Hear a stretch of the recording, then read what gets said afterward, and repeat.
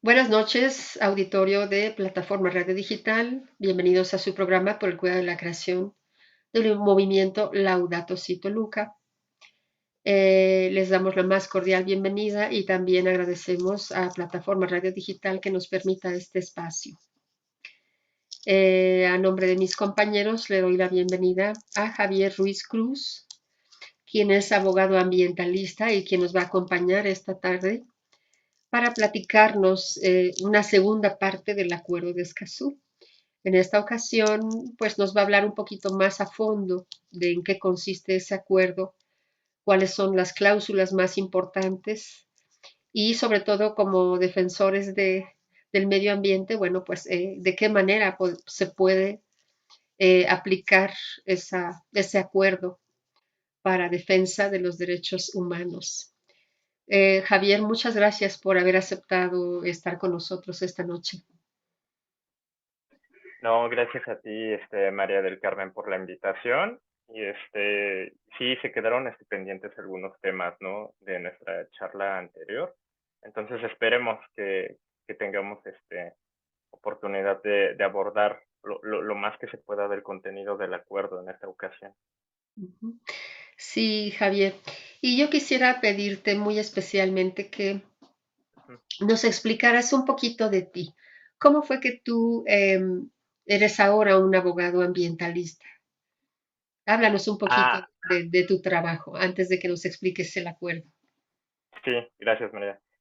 Bueno, pues yo realmente nunca me interesé por ramas del derecho cuando estaba estudiando la licenciatura, que son un tanto convencionales como el derecho civil, familiar, penal, am, laboral. No, realmente nunca me llamaron mucho la atención. ¿A qué le debo que me fui a la rama de ambiental? Bueno, porque yo en la licenciatura, en el último año de estudios, me fui a un área de concentración que es sobre el derecho administrativo y que pude realizar mis prácticas profesionales en un tribunal administrativo precisamente. Y fue así como tuve mi primer acercamiento hacia la rama ambiental a través del derecho administrativo sancionador. Entonces, de esta manera fue que yo empecé a trabajar primero en una empresa que se dedica al ramo de la construcción y entre las tareas que yo tenía asignadas, pues precisamente era dar cumplimiento a la legislación ambiental aplicable en cuanto a materia de impacto ambiental, ¿no? Ahí fue como me fui relacionando primeramente con la materia ambiental, pero no me quedé con esa parte nada más del tema regulatorio. Em, de ahí di un paso a lo que viene siendo el estudio de los derechos humanos y tuve la oportunidad de estudiar esto en estudios complementarios de posgrado y ya posteriormente fue como me fui especializando con otros estudios en la rama ambiental y actualmente es lo que estoy ejerciendo. ¿Y cómo fue que te involucraste con el Acuerdo de Escazú? Porque yo sé que tú estuviste en Chile hace varios meses en el que pues se ratificó, Chile finalmente ratificó su participación en este acuerdo. Pero ¿cómo fue que llegaste hasta ese punto? O sea, que llegaste hasta Chile para participar en esa, bueno, pues no sé si llamarlo, es conferencia, ¿no? Es una conferencia de las Sí, partes. la conferencia, la primera conferencia de las partes. Bueno, pues creo que como la mayoría de las personas que han estado involucradas en estos procesos, fue a través del activismo y del trabajo en las organizaciones no gubernamentales. Yo se lo debo sobre todo al área de investigación, cuando me encontraba estudiando, porque precisamente pues toda mi investigación se la dediqué a temas ambientales, a violaciones de derechos en materia ambiental, el acceso a la justicia, y me involucré de manera más fuerte en el tema del Acuerdo de Escazú, um, porque una vez se me ocurrió hacer un evento en la universidad con el tema principal del acceso a la justicia en temas ambientales, y ahí tuve la oportunidad de coincidir con unos muy queridos amigos de Argentina, este, de Colombia, que estaban trabajando estos temas, y fue como me empecé yo a trabajar a través de organizaciones no gubernamentales en temas de acceso a la justicia. Y y pues ya, ahora que fueron todos los preparativos para participar en la primera conferencia de las partes, participé en un proceso de selección que se da entre representantes de organizaciones no gubernamentales y pues fui seleccionado, ¿no? Ahí entre las personas que se postularon que tenían oportunidad de hacer el viaje para la conferencia, y fue así como llegué hasta la primera conferencia de las partes, ya a través de un trabajo de prácticamente 4 años de estar en el activismo ambiental y en la defensa de derechos. Qué interesante, Javier. Y pues conforme los cambios climáticos se aceleran y la biodiversidad se ha visto pues muy afectada, ¿verdad? Supongo que estos conflictos ahora pues van a ser de todos los días, ¿no?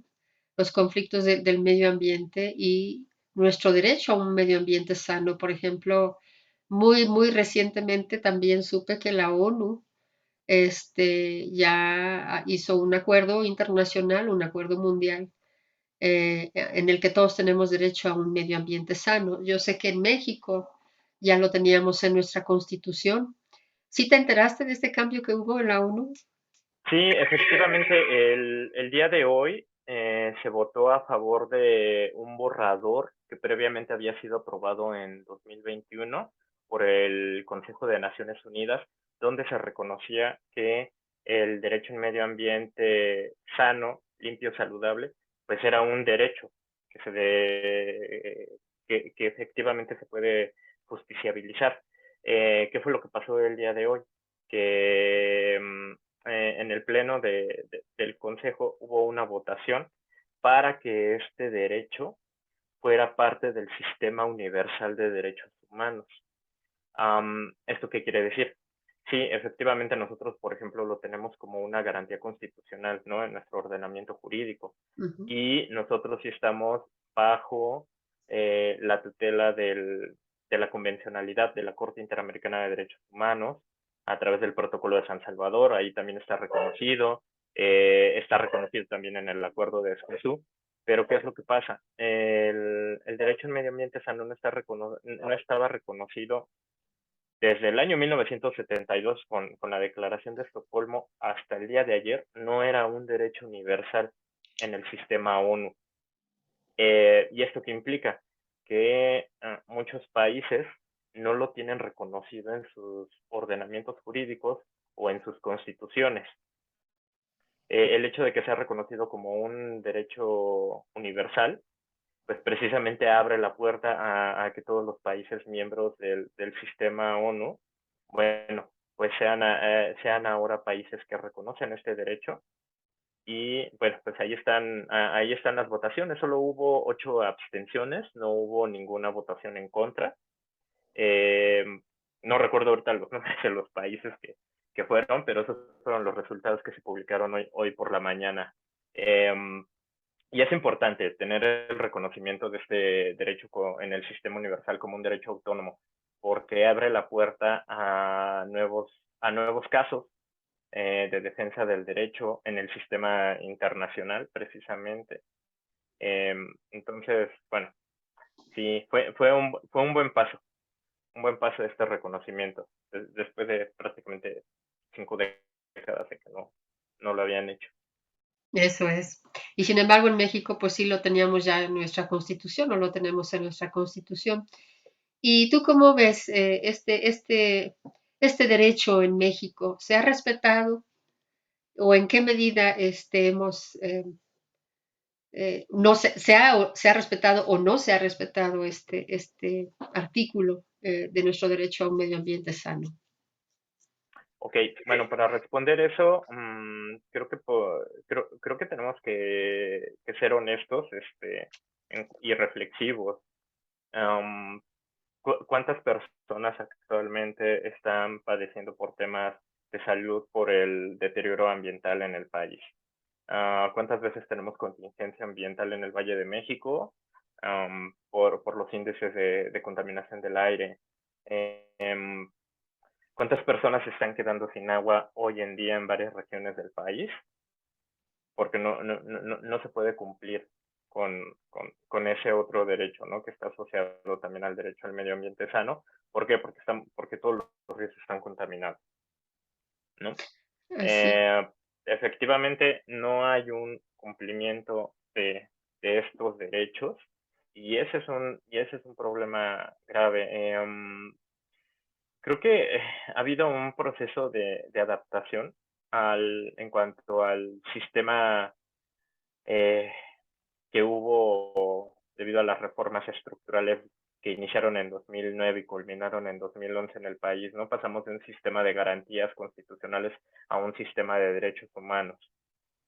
Y efectivamente todavía tenemos algunos problemas en el sistema judicial para la tutela, la justiciabilidad de estos derechos, eh, por muchas razones, ¿no? Pero en la práctica, también nosotros somos responsables. Nosotros somos responsables del estado actual del medio ambiente. Sí, claro. Pero bueno, yo lo veo desde el punto de vista de que el mexicano pues es muy dejado, ¿no? El mexicano en general es muy dejado y casi nunca luchamos por nuestros derechos aunque los atropellen. Ahora, el acuerdo de Escazú pues tuvo su origen precisamente porque las cuestiones del medio ambiente y las cuestiones de defender la tierra, defender eh, pues ese derecho a un medio ambiente sano y evitar esos atropellos, pues sí surgió un acuerdo de Escazú entre varios países latinoamericanos. Para los que no estuvieron en el primer programa en el que hablamos del acuerdo, este acuerdo, pues México lo firmó. ¿Recordamos en qué año fue, Javier?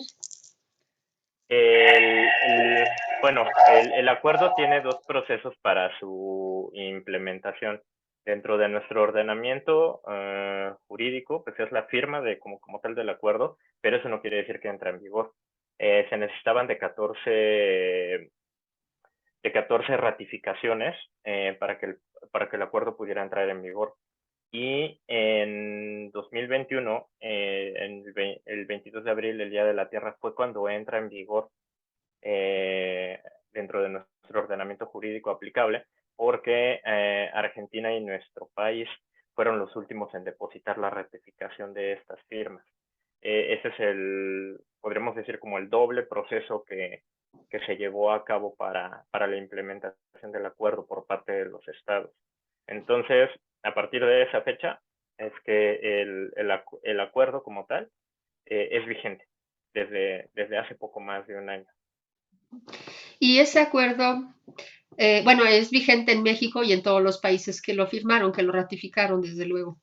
Pero Sí. aquí en México, bueno, en general, el acuerdo, yo tuve entendido por mucho tiempo que era en defensa de los pueblos originarios, debido a que algunas empresas, ¿verdad? Cuya operación pues afecta mucho al medio ambiente, pues muchas veces pues no tenían acceso a esta información, de qué manera una empresa que iba a abrir operaciones en sus terrenos o cerca de sus terrenos podría afectar su supervivencia, ¿no? Su manera de vivir o su sustento o de alguna manera afectar sus vidas. Y supe que este acuerdo, bueno, pues era para ayudarlos a ellos. Sin embargo, ¿a quiénes abarca el acuerdo de Escazú? No, el acuerdo de Escazú no es exclusivamente para tutelar o defender derechos de pueblos indígenas que se encuentran en defensa del territorio. El acuerdo de Escazú em, precisamente tiene esa diferencia en cuanto a su homólogo de la Unión Europea, el acuerdo de Arrut. Si bien como ese antecedente europeo es un acuerdo sobre derechos de acceso en materia ambiental, la gran diferencia que tiene nuestro acuerdo regional es que establece derechos para la defensa de defensores del ambiente y de los derechos ambientales. Entonces, ¿esto qué quiere decir?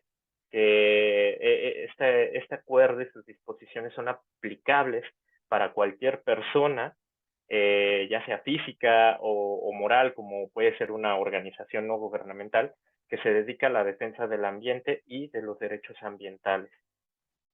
Pueden ser pueblos indígenas, pueden ser comuneros, pueden ser agricultores, pueden ser activistas ambientales, pueden ser periodistas, puede ser María del Carmen, puede ser cualquier abogado como Javier. O sea, cualquier persona que haga una defensa del ambiente y de los derechos ambientales se considera un defensor.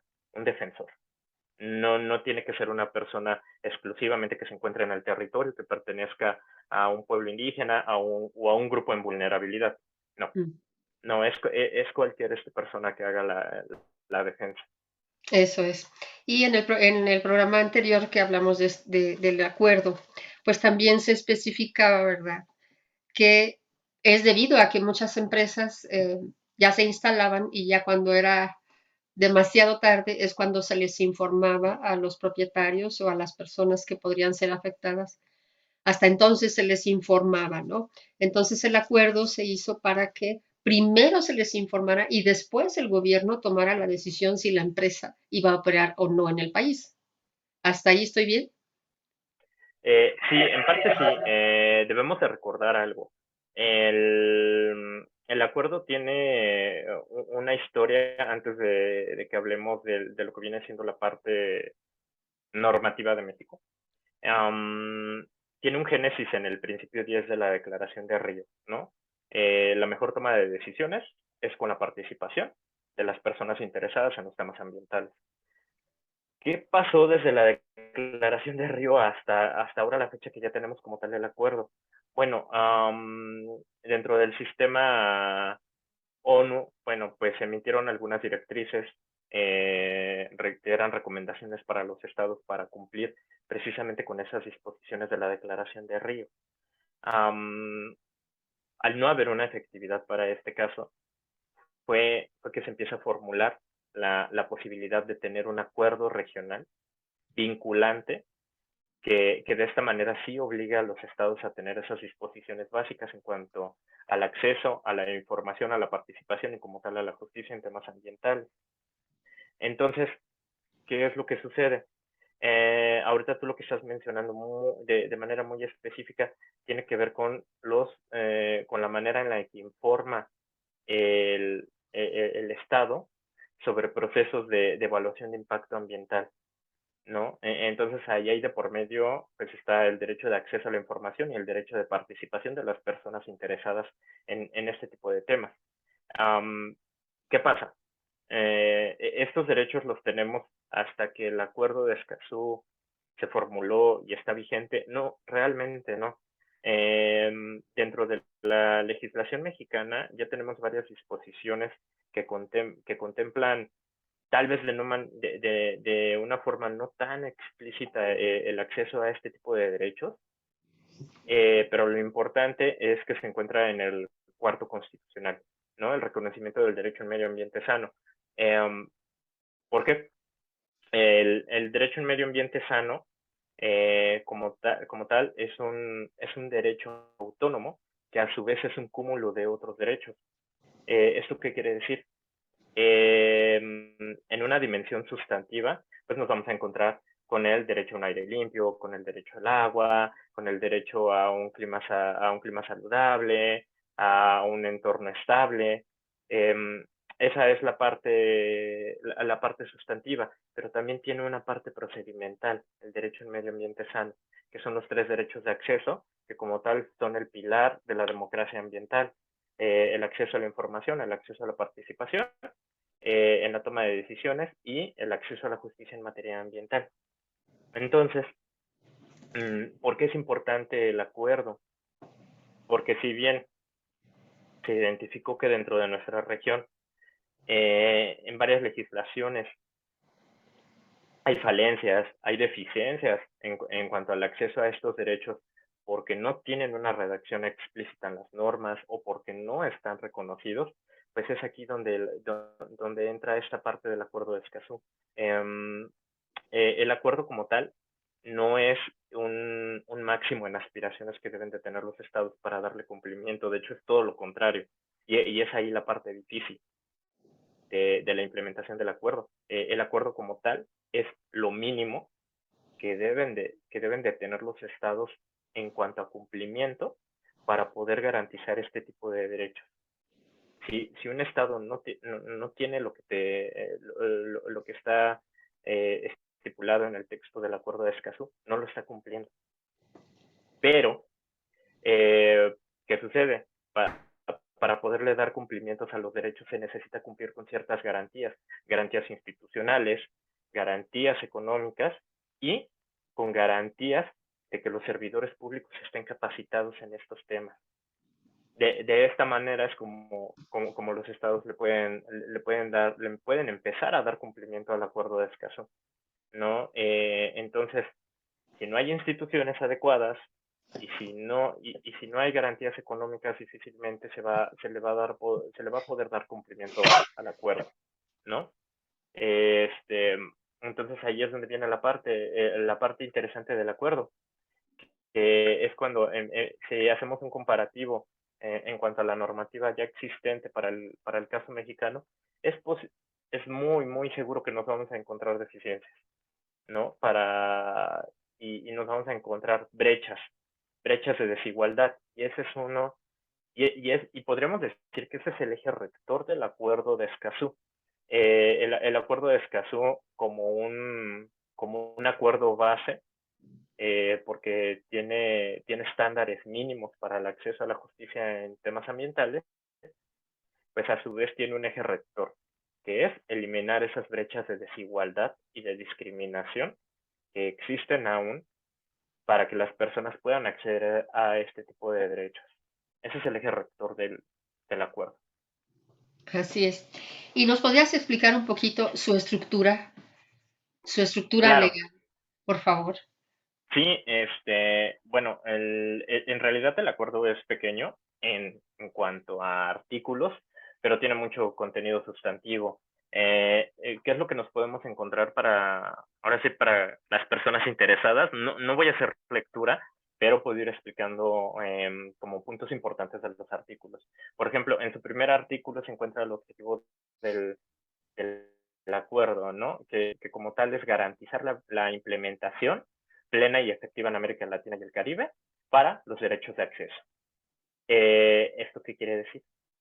Que como tal, el objetivo primordial del acuerdo es que todas las personas que son habitantes de América Latina y el Caribe tengan reconocidos los derechos de acceso, independiente de si dentro de sus países y sus normas ya los tienen reconocidos o no. Ese es el objetivo primordial del acuerdo.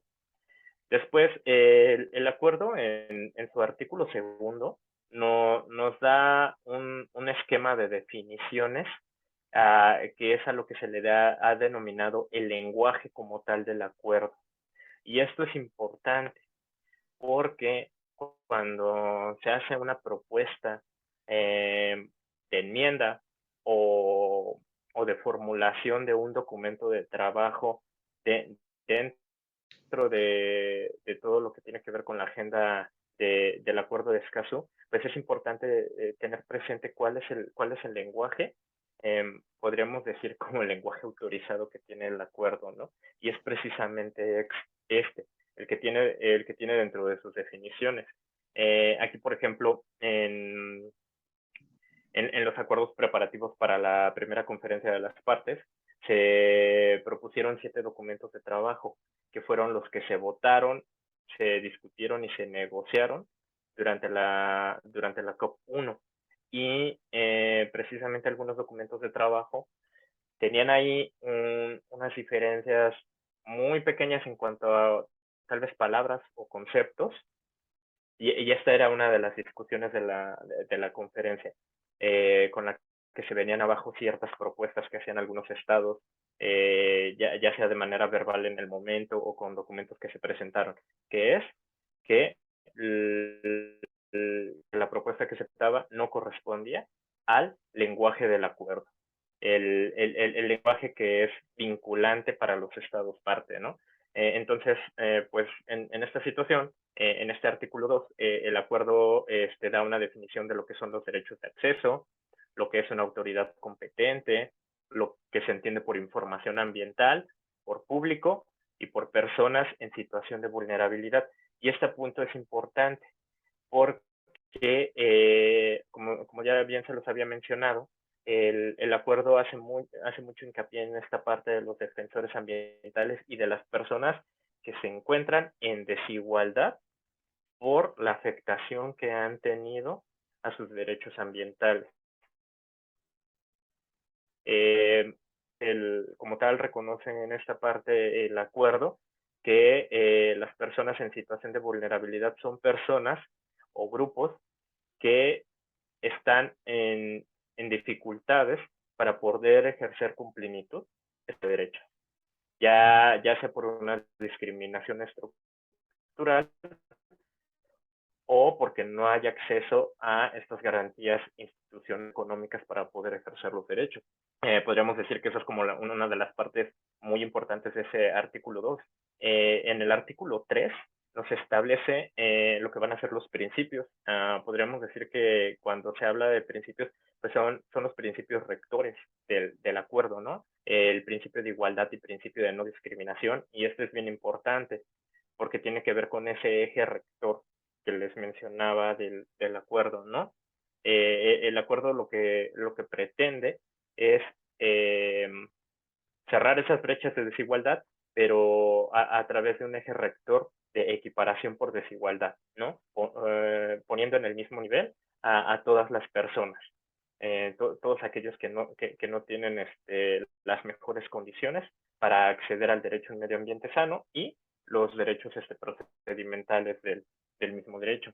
Entonces, ese principio que esté como primero en la lista es muy importante, ¿no? Habla también de un principio de transparencia y rendición de cuentas, que tiene que ver precisamente con el derecho a la información, un principio de no regresión y principio de progresividad.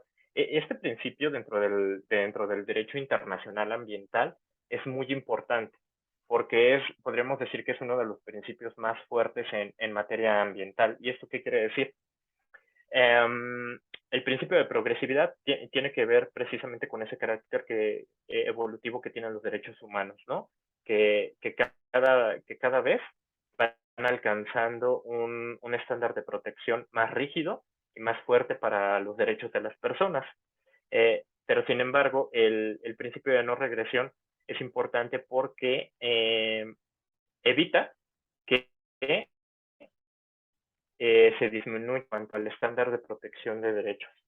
¿Esto qué quiere decir? Que una vez que se ha alcanzado cierto nivel de protección del derecho al medio ambiente sano, que en este caso el estándar de protección más progresivo al día de hoy es el Acuerdo de Escazú para nuestra región, entonces los estados no deberían de contemplar medidas o estándares más bajos de protección que el que ya se ha alcanzado con el Acuerdo de Escazú.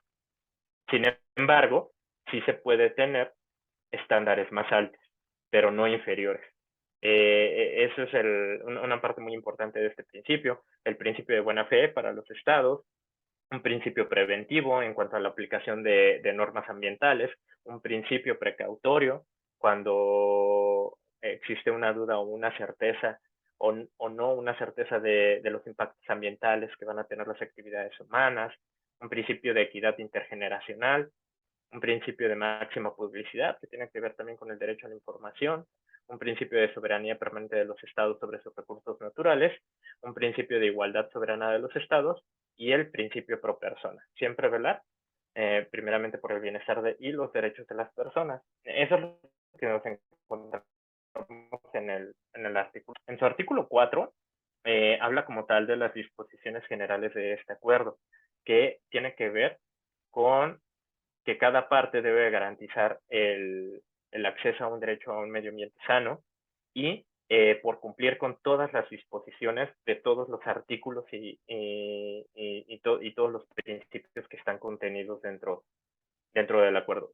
Podríamos decir a grandes rasgos que esas son las disposiciones generales. Darle como tal un cumplimiento efectivo a todo el contenido del acuerdo. En el artículo quinto, ya aquí se establece como tal qué es el acceso, qué es el derecho de acceso a la información en materia ambiental. Primeramente, pues, bueno, pues es el deber de los estados de garantizar el acceso a este derecho y tiene lo que podríamos decir mm, un, se disgrega en lo siguiente. Las garantías que forman ese tipo de derecho. El núcleo esencial de lo que viene siendo el derecho de acceso a la información en materia ambiental. Entonces aquí identifica el acuerdo que dentro de las garantías para cumplir con este derecho, bueno, es solicitar y recibir informaciones competentes en materia ambiental. Ser informado de manera expedita sobre la información solicitada en cuanto a su relación con la rama ambiental. Ser informado de que tienes un derecho de impugnar cuando no se te entrega esa información. La obligación del Estado de facilitar de manera amplia y de manera adecuada a personas en situación de vulnerabilidad en cuanto a los procedimientos y la formulación de solicitudes para poder hacer una petición de información, ¿no? Y también tiene una parte que es bien importante que habla qué sucede cuando hay una denegación del acceso a la información en materia ambiental. Entonces aquí ya establece el acuerdo que no debe de haber excepciones sin justificación para que los estados partes hagan una denegación del acceso a este tipo de información. Entonces, pues bueno, aquí lo que hace el acuerdo en esta parte se remite sobre todo a la legislación aplicable en cada uno de los estados, ¿no? Que debe estar fundada esa denegación del acceso a la información solicitada en cuanto a sus normas. Sin embargo, nosotros para entender un poco más este tipo de temas en cuanto a los derechos, debemos de ir vinculando que existen otros ordenamientos internacionales que antes del Acuerdo de Escazú ya habían tratado este tipo de temas. Entonces, aquí es importante, esta parte del acceso a la información se vincula con el Convenio de Diversidad Biológica y con sus protocolos facultativos, que fueron uno de los primeros instrumentos internacionales que dieron grandes pasos en cuanto al reconocimiento del derecho de acceso a la información en materia ambiental y precisamente que dieron un cambio en cuanto a esta situación, en cuanto a cuál es el manejo de la información en materia ambiental. Si era justificado que hubiera argumentos por parte de los estados para denegar el acceso a la información. Entonces aquí, por ejemplo, el Acuerdo de Escazú ya nos habla de que posiblemente los estados pueden denegar la información por temas de seguridad nacional, seguridad pública o cuando ponga en riesgo la defensa nacional. ¿Qué es lo que se entiende? Bueno, que precisamente este tipo de argumentos por parte de las autoridades sí son argumentos justificados para denegar a algún tipo de información en materia ambiental. Entonces es esa parte a grandes rasgos, cuál es el estatus que se le da a la información y de qué manera hay condiciones aplicables para la entrega de la misma. Esto también es importante porque se hace una diferencia dentro del cuerpo del acuerdo en cuanto a su redacción, que, que las autoridades deben de garantizar de manera cultural y socialmente adecuada la entrega de esta información. Por ejemplo, para el caso de personas que pertenecen a un grupo o comunidad indígena, pues la información debería ser entregada en su lengua. ¿no? No solamente en castellano, ¿no? Entonces, esta parte es importante, ¿no? Que tiene que ver con la manera en la que se maneja la información y en la que se le está entregando a las personas que la están solicitando. Sí, eso es lo que nos vamos a encontrar dentro del artículo quinto. Dentro del artículo 6, bueno, pues nos habla de la generación y de la divulgación de la información en materia ambiental. Entonces, algo que es importante, esto es a diferencia del artículo anterior, el artículo quinto, es la parte reactiva del derecho de acceso a la información, que es cuando tú lo solicitas, pero el artículo 6 es la parte activa. ¿Cuál es esa obligación permanente que tienen el Estado y sus instituciones de estar generando información en materia ambiental? ¿Y cuál es esa información? El estado general del ambiente. Cómo se encuentra en los ecosistemas, cómo se encuentra la biodiversidad, cuáles son los índices de contaminación que tienen, cuáles son los índices de degradación de las tierras, cuál es podríamos decir que los porcentajes de disponibilidad de agua potable y en qué tipo de ecosistemas se encuentran, cuáles son los ecosistemas prioritarios de conservación en el país. O sea, todo ese tipo de información es la información que por obligación debe estar generando continuamente el Estado y sus instituciones. Y, ¿Puedo interrumpirte un dime, momentito? sí, Y, por ejemplo, en este caso, ¿a qué autoridad específicamente se le puede solicitar, no sé, el estado de los ríos en México o el estado de contaminación de los ríos por agroquímicos? Algo así se me ocurre. Por ejemplo, a las dos primeras instituciones a las que se les debería de pedir este tipo de información, pues es a la Secretaría de Medio Ambiente y a la Comisión Nacional del Agua. Ahora, periódicamente, por ejemplo, con agua, cada 2 años y tiene otras publicaciones que son anuales, eh, informan, ¿no? Sobre el estado de disponibilidad de agua, los índices de contaminación, esos son informes periódicos que tiene. En cuanto a la Secretaría de Medio Ambiente, también genera informes, pero aquí lo que tenemos nosotros que ir revisando como ciudadanos es efectivamente si este tipo de informe está cumpliendo las reglas que establece el Acuerdo de Escazú. Por ejemplo, el Acuerdo de Escazú establece que esta información debe ser de manera sistemática, proactiva, oportuna, regular, accesible y comprensible para todas las personas. No todas las personas tienen el conocimiento técnico que a veces tienen ese tipo de informe, ¿no? Entonces deben existir versiones que estén manejando la información de manera más amigable para todo tipo de personas, ¿no? Que no cuentan con el conocimiento técnico. Por ejemplo, esa es una de las disposiciones de este artículo 6 en cuanto a cómo se divulga esa información general del estado ambiental. Qué interesante. Y, por ejemplo, bueno, a mí el tema del río Lerma, pues es un tema que a mí me puede mucho, ¿verdad? Porque es uno de los más grandes de México y sin embargo es uno de los más contaminados del mundo. Y también tengo entendido que, aparte de que hay sequías, ¿verdad? Aparte de eso, pues muchas empresas operan y descargan ahí sus aguas residuales. Yo tengo entendido que la legislación en México las obliga a tratar sus aguas residuales. Sin embargo, yo no sé por qué razón, pues no están respetando ese acuerdo, ¿no? Que está dentro de los permisos que les dan a muchas empresas para operar, pues está esa responsabilidad. Y sin embargo, el río Lerma pues está declarado biológicamente muerto. Incluso aunque haya mejoras en las NOM o las normas, no se cumplen de todos modos.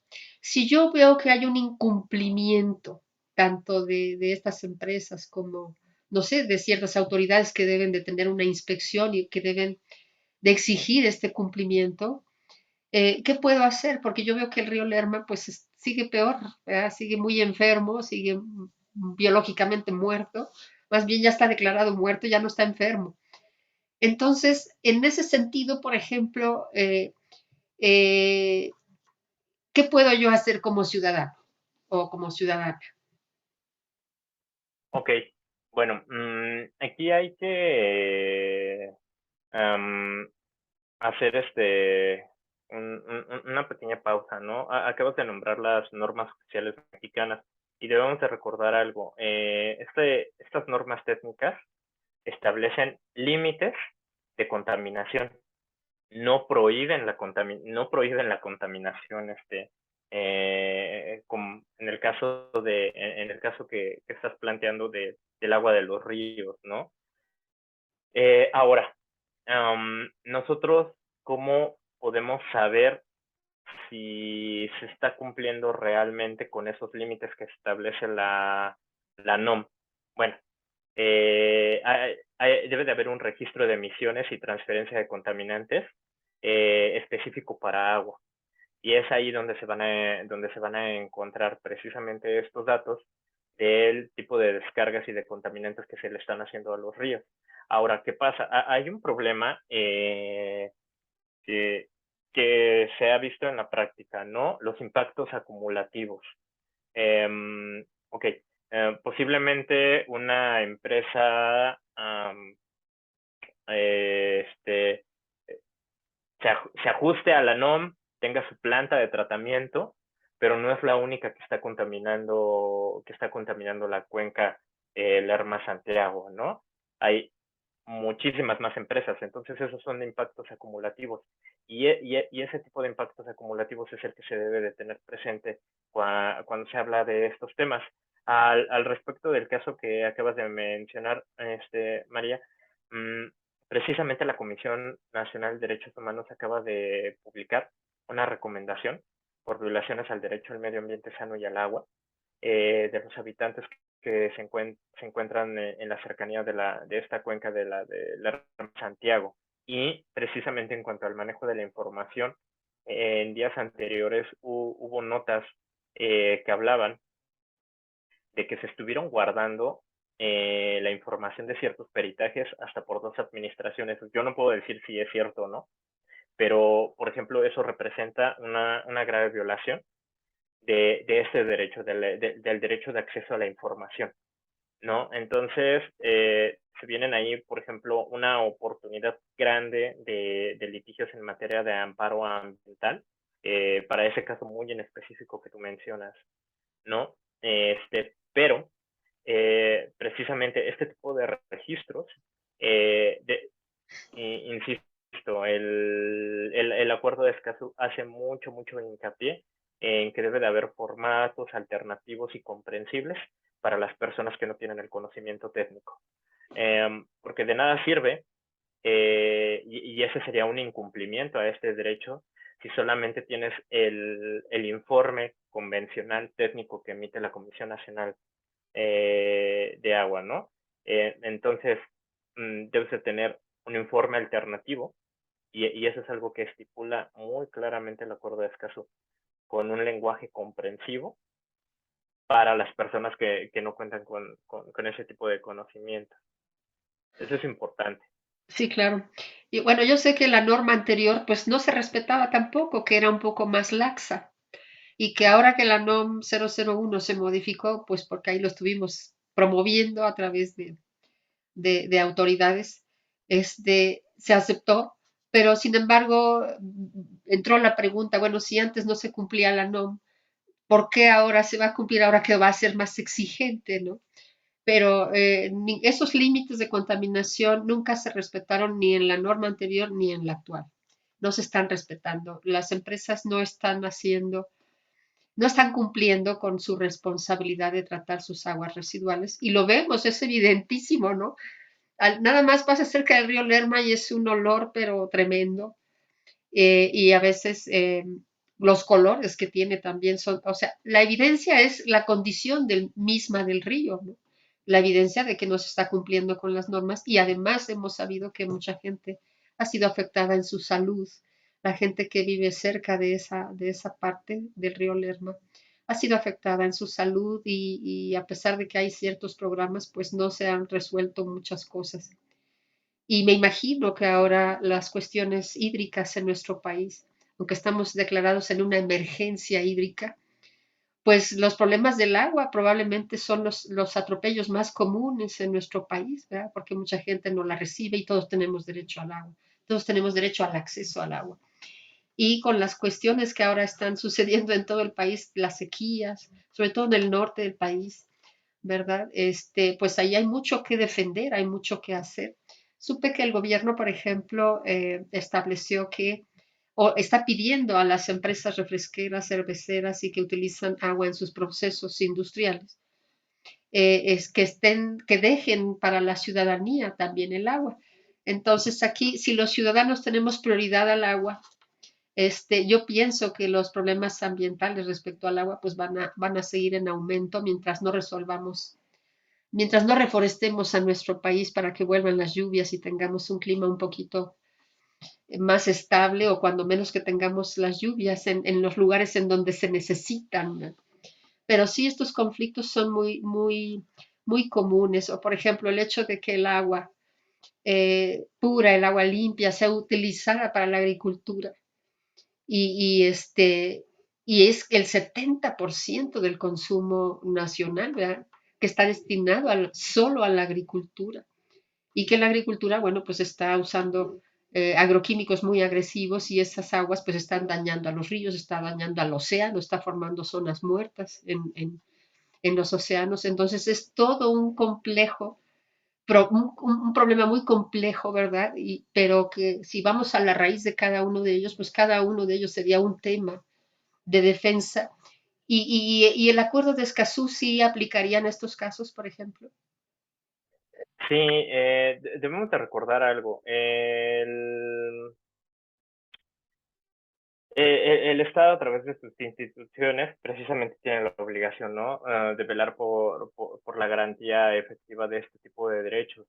¿Qué quiere decir que el acuerdo de Escazú sea un acuerdo vinculante?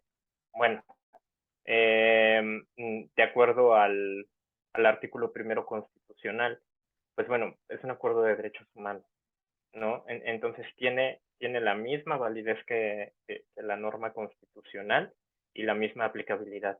En todos los juicios que versen sobre materia ambiental es totalmente aplicable y viable a hacer alusión al acuerdo de Escazú y sus disposiciones. Es totalmente válido. Ese es el carácter que tienen las normas de derechos humanos, ¿no?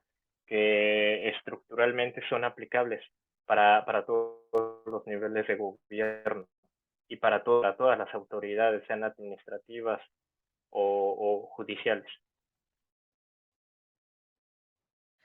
Eso es, entonces sí equivaldría. Ahora, me decías que el acuerdo de Escazú entró en vigor aquí en México el año pasado, pero que eso no quiere decir que se implemente inmediatamente.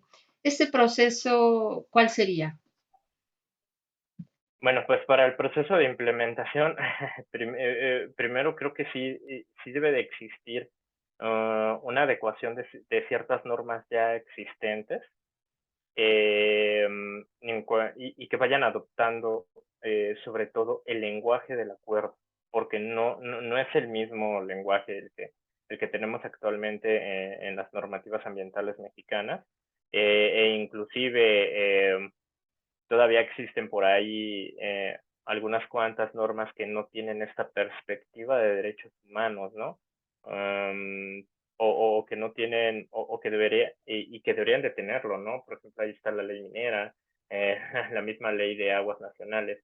No son leyes que contemplen una perspectiva de derechos humanos y menos ambientales, ¿no? Entonces ahí viene todo un proceso de comenzar a armonizar la legislación interna y el trabajo de construcción de capacidades dentro de las instituciones, ¿no?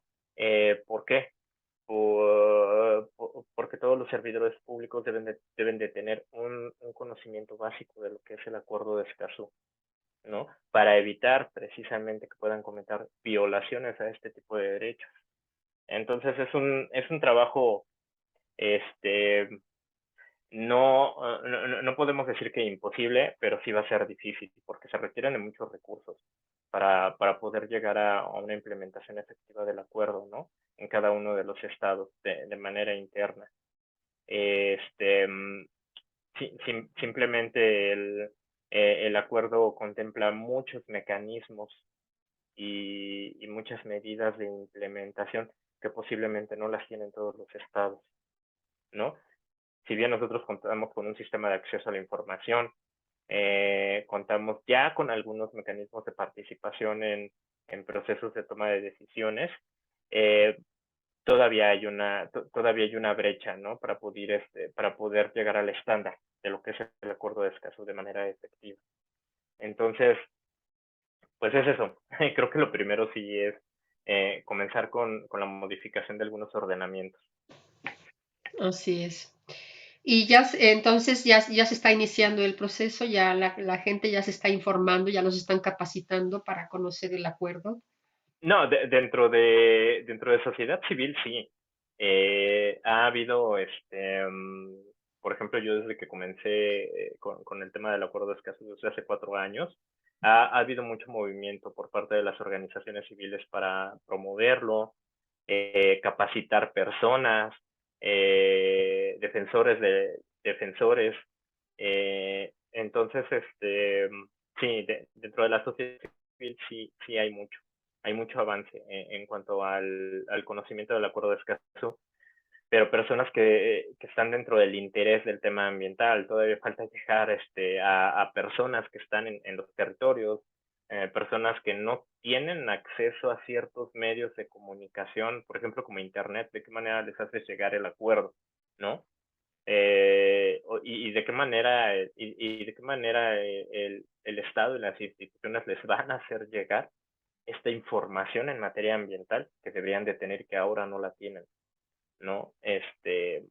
Sí, todavía falta mucho. Yo no podría decir que este es un proceso que posiblemente se pueda cumplir en un año, no lo sabemos, ¿no? Porque hay que hacer también mucho activismo y buscar mucha sinergia entre activistas, organizaciones e instituciones. Y también la parte de los fondos.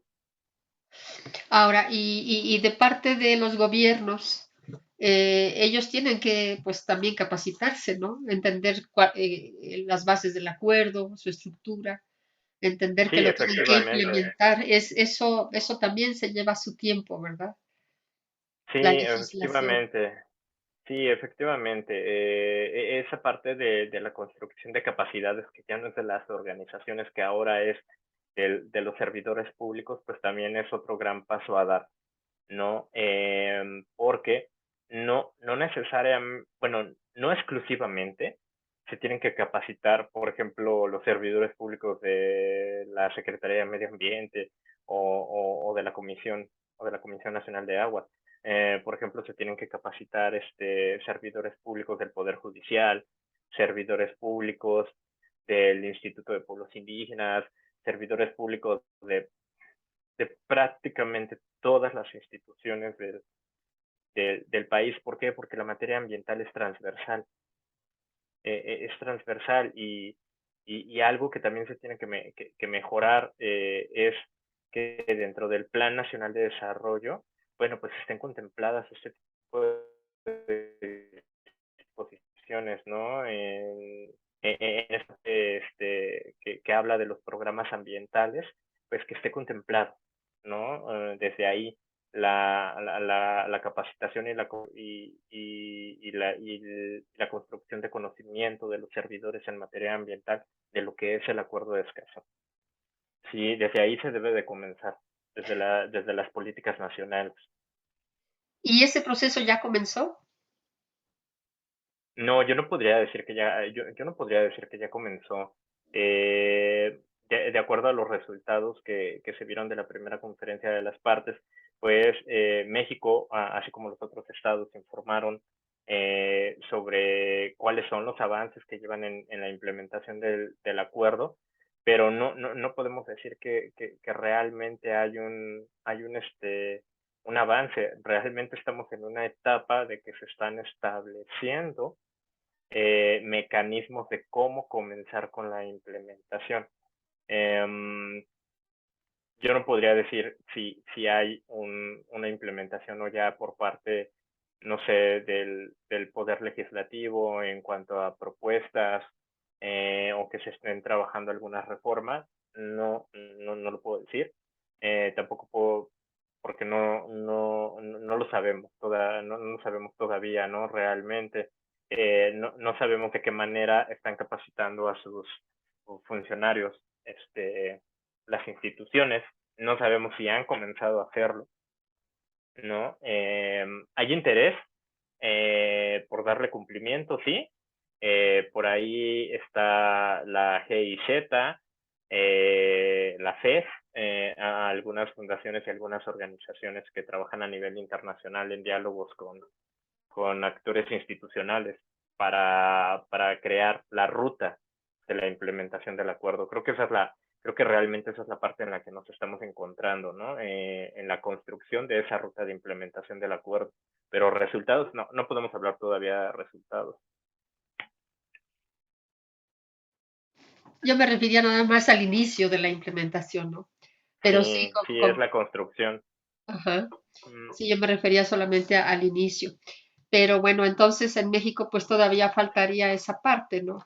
O sea, que los ciudadanos conozcamos nuestros derechos y que llegue hasta todos los rincones del país, eso lo está haciendo la sociedad civil sobre todo, ¿no? Pero sí, la parte gubernamental, pues supongo que al haber ratificado el acuerdo, pues debió hacerse un análisis concienzudo de lo que era el acuerdo, aunque no sé en qué condiciones se firmó, pero sí sé que se tardó México en ratificarlo, ¿verdad? Y siendo que sí, México tiene muchos casos de personas desaparecidas, asesinadas precisamente por la defensa de sus derechos. Bueno, pues en México, pues sí, definitivamente lo hemos necesitado mucho ese acuerdo, ¿no? Por lo mismo. Pero así como yo veo las cuestiones ambientales que cada año son más graves y México que vive esta contingencia, pues yo pienso que ahora más que nunca necesitamos de ese acuerdo, ahora más que nunca necesitamos conocer nuestros derechos como ciudadanos para poder defender lo poquito que nos queda en este país de ecosistemas, pero pues también del agua. Si no cuidamos los ecosistemas, pues no va a haber agua nuevamente. El agua no se da ahora sí que en macetas, ¿no? Sino que los bosques son los que nos dan agua. Entonces, si no vamos restaurando nuestro país en todos sus ecosistemas, pues no vamos a regresar a una normalidad, pero sobre todo, este, pues que no se rebasen nuestros derechos. Nuestro derecho a un medio ambiente sano tiene que estar en la mente de todos, ¿no? De todos los ciudadanos del mundo, no nada más de los países latinoamericanos. ¿Por qué? Porque pues como que yo he visto que la reacción de gobernantes pues no es una reacción normal ante los cambios climáticos. Tenemos un instinto de conservación. Los seres humanos se supone que lo tenemos y que todas las especies que habitan este planeta lo tienen, ese instinto. Sin embargo, ese instinto no está funcionando actualmente con todo el daño al medio ambiente que hemos hecho a nuestro planeta. Eh, no sé, son reacciones demasiado tardías y no estoy muy segura de que logremos superar esta etapa, ¿no? Podemos alargar la vida en el planeta, pero pues tarde o temprano los ecosistemas van a colapsar definitivamente. Sin embargo, bueno, pues tenemos que reactivar ese botón de nuestro instinto de conservación, ¿no? Tenemos que presionarlo para que podamos actuar tanto en nuestra propia defensa como en la defensa de toda la humanidad, porque todo está en juego, ¿no? Todo está en juego. Y cada año empeoran las cuestiones, entonces es cuando más necesitamos conocer nuestros derechos y defenderlos y pelear porque tengamos un país mucho más recuperado en sus ecosistemas, ¿no? ¿Y qué otra parte? No sé, ya se nos está terminando el tiempo. ¿Hay alguna otra parte de la estructura del acuerdo que nos puedas explicar? Sí, por ejemplo, ahorita de lo que comentabas, en cuanto a la participación del público, pues precisamente, ¿no? Lo que está contenido en el artículo 7, esa participación que tienen las personas en cuanto a los procesos de toma de decisiones ambientales. Entonces, y esto tiene que ver ahorita con la creación de esa ruta de implementación del acuerdo, ¿no? Que ahí es donde va a estar muy, muy presente el derecho de participación, porque va a haber mucho trabajo en sinergia en cuanto a la sociedad civil y cómo se va a trabajar con las instituciones, ¿no? Creo que eso es bien, bien importante, ¿no?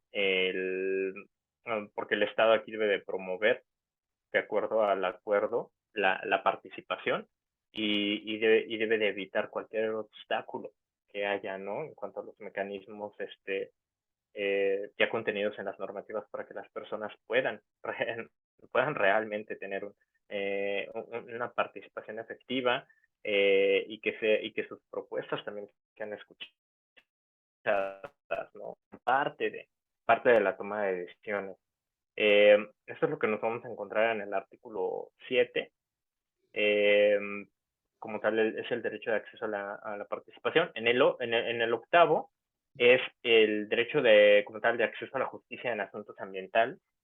Y este también contiene varias garantías que ya establece el acuerdo, ¿no? Siempre de acuerdo a la legislación vigente del Estado. Bueno, pues precisamente es esas decisiones, acciones o omisiones relacionadas con el acceso a la información ambiental, bueno, pues van a generar un acceso también al derecho a la justicia, ¿no? Igual en términos de participación, cuando hay una violación a estos dos derechos, bueno, pues es cuando se abre esta puerta para que se justiciabilicen, ¿no? En cuanto en términos de este tercer derecho de acceso. Entonces, pues ya nos establece el acuerdo de Escazú, que se debe de contar con órganos competentes en materia ambiental, que eso quiere decir que son instituciones administrativas y judiciales que conozcan de los temas ambientales, que todas las personas cuentan con una legitimación activa y amplia para la defensa del medio ambiente, que se debe de disponer con medidas cautelares y provisionales para evitar los daños ambientales y que se sigan violando los derechos ambientales, mecanismos de ejecución y de cumplimiento de las sentencias, los mecanismos de reparación y que se debe facilitar el acceso como tal a la justicia, eliminar todas las barreras estructurales que hay o que puedan existir para que las personas puedan acceder a este derecho. Y el artículo 9, que es pues uno de los más importantes y que hace el distintivo de lo que es el acuerdo de Escazú, ¿no? El artículo que nos habla de los defensores de derechos humanos en asuntos ambientales, ¿no? Entonces ya establece aquí el acuerdo que cada estado debe garantizar un entorno seguro y propicio para que las personas, grupos u organizaciones hagan esta defensa ambiental, que debe de tomar medidas adecuadas y efectivas para reconocer, promover los derechos de los defensores ambientales, incluidos su derecho a la vida, su integridad personal, su libertad de expresión y de opinión, y que se puedan reunir de manera pacífica para circular libremente mientras realizan este tipo de actividades, ¿no? Y bueno, pues precisamente también esta parte de investigar y prevenir y sancionar los ataques o las amenazas contra los defensores ambientales. Y creo que esta es la parte que representa un reto mayor, ¿no? En cuanto al cumplimiento del acuerdo. Um, Simplemente si nosotros le damos un vistazo a los informes anuales que hacen sobre los ataques que hay a los defensores ambientales, pues México todavía se encuentra dentro de los primeros lugares de los países de la región, ¿no? Ataques, eh, homicidios de personas defensoras de derechos ambientales todavía siguen sucediendo. Esa va a ser creo que esa va a ser la parte más difícil de poder cumplir, ¿no? Porque es donde existen, creo que las necesidades y los incumplimientos más fuertes de la legislación. Tristemente, ¿verdad? Qué triste es Sí. eso, porque es precisamente la vida de estas personas la que nos está urgiendo a que este acuerdo pues se implemente cabalmente, tanto en nuestro país como en todos los países involucrados en el acuerdo de Escazú. ¿Algún otro comentario que puedas añadirnos aquí sobre el acuerdo, sobre la estructura, ya para Eh, despedirnos? no, sobre la estructura del acuerdo ya, ya no. Los últimos artículos del acuerdo hablan ya de la construcción de capacidades de la cooperación, pero ya son temas más propiamente administrativos de Ujú. lo que viene siendo el funcionamiento como tal de los órganos que se encargan en el sistema regional de darle cumplimiento al acuerdo. Pero creo que un buen material de lectura para las personas interesadas que quieren conocer un poco más de estos derechos de acceso, eh, de aquellas definiciones que no trae el texto del acuerdo, pues es la guía de implementación que se encuentra publicada en la página de CEPAL, A ver, ¿no? ¿Por perdón, qué? es guía de implementación. Ajá, es la guía de implementación del acuerdo regional sobre acceso a la información, la participación pública y el acceso a la justicia en asuntos ambientales en América Latina y el Caribe. Ajá. Esta guía de implementación no es como tal que sea un insumo hecho como tal por CEPAL. Es un insumo que está formado por investigaciones, por recomendaciones, por contribuciones de personas de la sociedad civil, de organizaciones, de académicos, de investigadores, de expertos en el tema de la defensa de derechos. Ahí está concentrado todo el conocimiento de estas personas y es una guía buena, ¿no? Porque, por ejemplo, da definiciones que no vienen en el acuerdo, nos habla de la naturaleza y de la terminología que tiene el acuerdo, este, mm, va desmenuzando parte por parte para explicar los artículos del mismo, sus ámbitos de aplicación, sus alcances, y tiene ejemplos, y tiene ejemplos. Por ejemplo, yo lo que les comentaba de que es un defensor de derechos ambientales, lo explica muy bien la guía, ¿no? No es pequeña, pero es un buen material de lectura para todas las personas que se interesan en conocer más del acuerdo de Escazú. Pues Javier, te agradezco muchísimo toda esta información. Qué bueno que tuviste el tiempo para podernos complementar lo que nos faltó en el programa anterior en el que hablábamos de este acuerdo. Te agradezco muchísimo y también a nombre de mis compañeros del capítulo Toluca del movimiento Laudato Si y a nombre del staff de Plataforma Radio Digital que hace posible este espacio. También agradecemos al auditorio el habernos escuchado y los invitamos a acompañarnos la siguiente semana, pues con más información relativa al medio ambiente. Les deseamos muy buenas noches. Muchas gracias, Javier. Muy buenas noches. No, gracias a todos los que escuchan el programa. Bueno, buenas noches. Buenas noches.